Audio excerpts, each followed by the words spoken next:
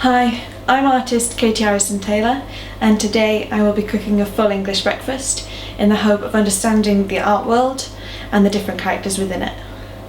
So without further ado, let's start. So first I have my sausages. Now these are the thick, meaty part of the plate in the full English breakfast. You know, they dominate, they take up most of it. And so for me, I think that really represents a collector.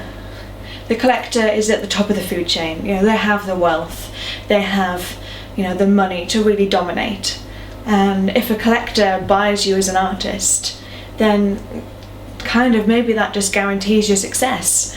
And so they're kind of seen as the most powerful character within the art world. But having said that, they're going to invest money. And to do that, they often want a really good reputation. And that comes from a critic. So for that I have some really tasty bacon. Now bacon is my favourite thing on the plate of an All English. I love it. But for me, you have to get it just right. And I think that's kind of the role that the critic plays, that they've got to get it just right to actually have an impact on an artist's work and their success. That they've got to get it just right. And everyone would say, as the saying goes, the pen is mightier than the sword. And so there can be quite a lot of power within the words that the critic would say.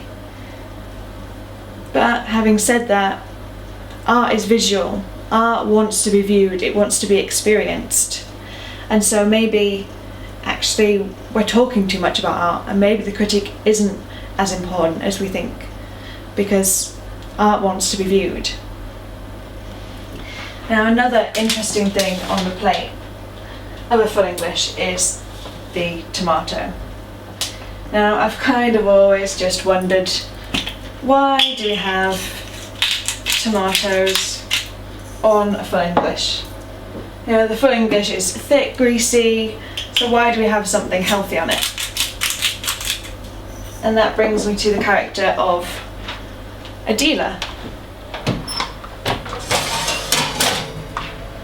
Adela works almost as a middleman, and it makes me wonder, do we really need them? Why doesn't a collector and an artist just meet together and cut out the middleman? That's what we're trying to do in society so often, so why is there still it in the art world? But then a dealer is a trained professional, and to have a good dealer, they're going to be great for a collector and good for an artist. Or to be a fair dealer, you're going to be great for the artist and good for a collector.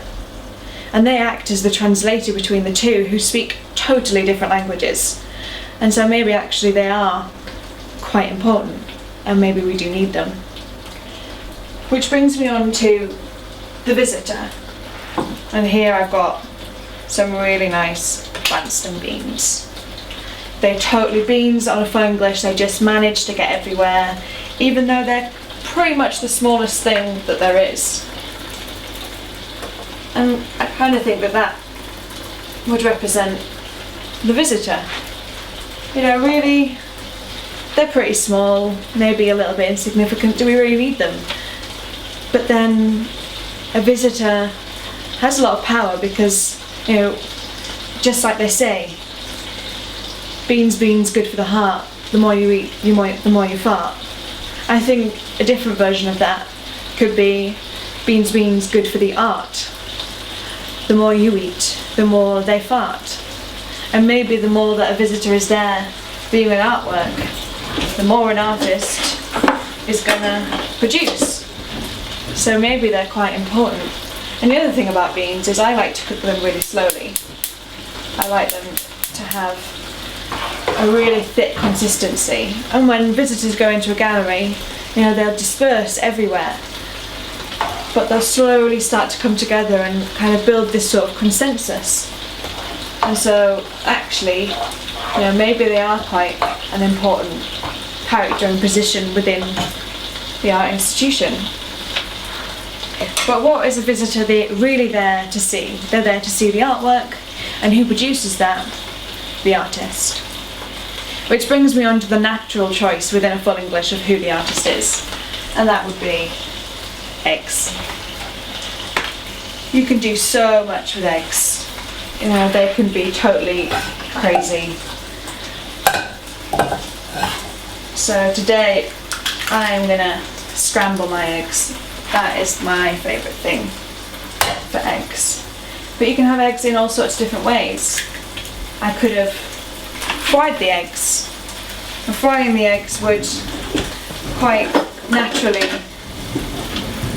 you know, they go in quick and they cook quickly, they go straight in the hot fire. And I think that kind of would be an artist who would maybe go in, you know, really hot. They're just kind of this new thing, and then it's really delicate as to whether they actually can maybe just go too much, and then, you know, a fried egg's ruined if you cook it too much. Then you can have a scrambled egg, which is what I'm doing, and I think they're really crazy. They're all over the place. I think that's the sort of artist that I am. But they slowly start to come together, and they finally make this nice blob of egg that I love so much. But then you can poach an egg. You can put it in the water, and you can really, you know, just let it cook slowly and come together. And quite often I think artists like that they just come together slowly, work their way up into something really quite beautiful, I think, when you cook a poached egg. And finally you've got boiled egg, which, you know, but that's the only type of egg that you would leave the shell on, and you just let it cook, and you don't really know what's going on. I think a lot of artists are quite mysterious like this, and it can be quite hard to break their shell. But inside, when you get that really nice gooey yolk, you can really have something special. And the last thing on my full English breakfast would be some nice toast.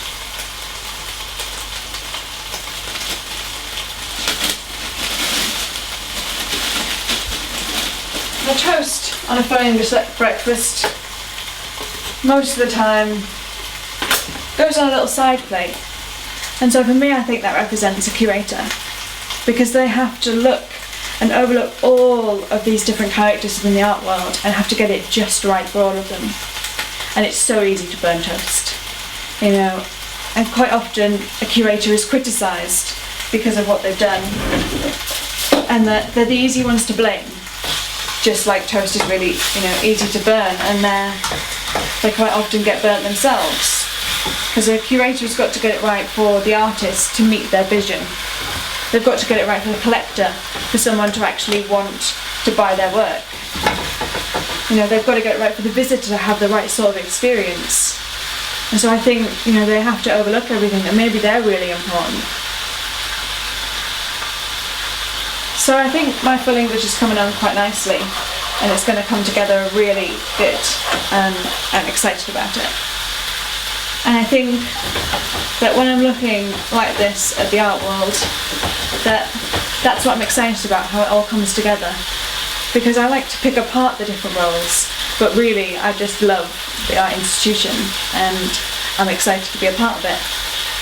So hopefully this will taste as good as it smells, and thanks for listening.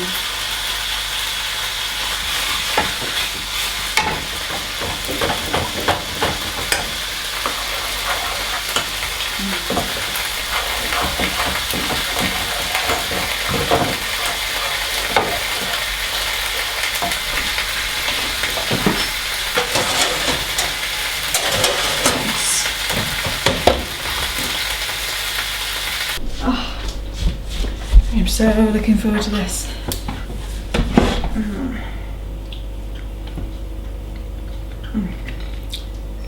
So good.